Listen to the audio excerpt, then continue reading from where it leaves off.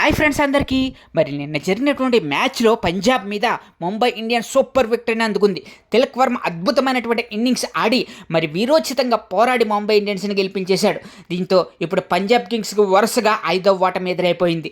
Last వీక్లో top 1లో ఉన్నటువంటి జట్టు 1 వీక్లోనే 5 మ్యాచ్లు వరుసగా ఓడిపోయి మరి అసలు ప్లే ఆఫ్స్కి చేరుతుందా లేదా అనే స్థాయికి దిగజారిపోయింది. దీనికి కారణం ఏంటంటే మరి ముంబై ఇండియన్స్ అద్భుతమైనటువంటి వీరోచితమైన ఇన్నింగ్స్ ఆడినటువంటి తిలక్ వర్మ మరి అద్భుతంగా ఆడి పంజాబ్ని ఓడించేశాడు. అలాగే మరి పంజాబ్ ఎప్పుడైనా సరే సెకండ్ బ్యాటింగ్ చేస్తే చేజింగ్ చేస్తేనే గెలుస్తుంది. అలా కాకుండా ఫస్ట్ బ్యాటింగ్ చేసింది అని అంటే గనక మరి బౌలింగ్లో నిలుపుకోలేకపోతుంది. అది ఒక మెయిన్ డిసడ్వాంటేజ్ అయిపోయింది పంజాబ్కి.